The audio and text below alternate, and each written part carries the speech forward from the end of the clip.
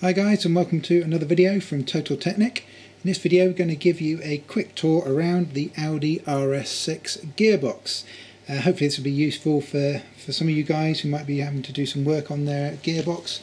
You can kind of get a different angle on the gearbox, get angles that you can see that obviously you won't be able to see when this beast is still stuck in the car. I've actually done a full gearbox and engine removal video for the RS6. I'll have a link for you below this video on YouTube in the information section. If you find this kind of thing interesting, or this is something that you have to do on your own car, be sure to go down and please check out that video. It'd be very much appreciated. Put a lot of work and effort into that. But in the meantime, please enjoy this quick guided tour of the Audi RS6 Gearbox. Okay, so starting obviously on the non-engine side. This is the where the prop shaft connects. This is essentially what's going to drive the rear wheels.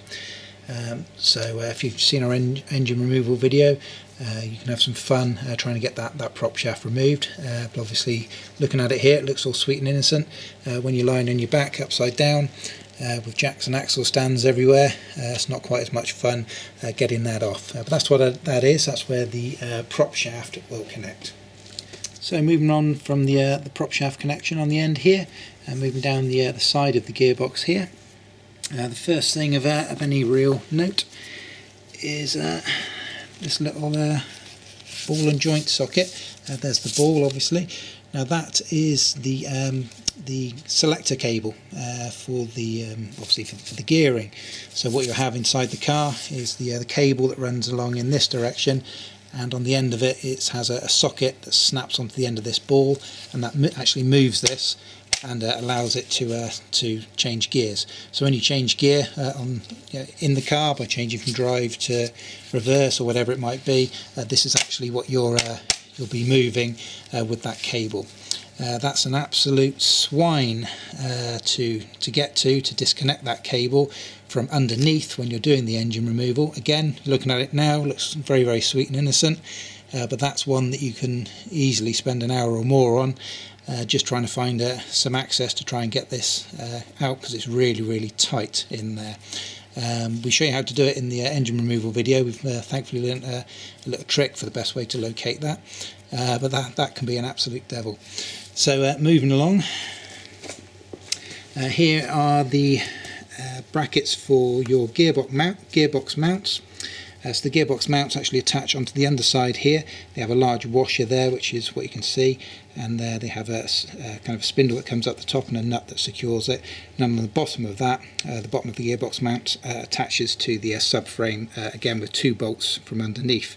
So that keeps all that solid and secure. So you've got that bracket right here. Obviously the same on the other side as well. Now just poking out of the side here, we don't have this on both sides, this is just on this one side. We have these 2 pipes, you can see just here, and these 2 pipes come up, these are ATF pipes, these are feeding the ATF fluid around the system into the gearbox. As you can see, we've got these 2 pipes actually connect via this one bolt here. So when you remove this bolt, you have to remove this pipe here, the top one here, obviously, before you can release the second one there. So that's worth noting, depending on what work you're doing and what angles and whether it's in or out of the car, etc. This is obviously where your drive shafts connect. Hopefully fairly self-explanatory. They're a nice easy job compared to a lot of the things that we've had to do to get this out. On the rear here we've got another electrical connection. Just change angles. Got electrical connection just there. And what I'll do is I'll turn this around just a little bit for you. You can see, hopefully down at the bottom, just down in there, that's the main electrical connector for the gearbox. Just there, that big round one. And obviously here's your interior housing. And normally, obviously sat in there, will be your torque converter, which obviously we've just removed. Here's the torque converter right here. Obviously it doesn't normally have a balloon on it. That's just to keep the oil in and to stop any kind of dirt getting in there whilst it's out of the car. So that's it in essence. It's quite a big beast of a gearbox, and like I say, if you do have to do any serious work on these gearboxes and you want to get this thing out of your car, then please do check out the RS6 engine removal video that we've produced, and hopefully it'll be very useful for you.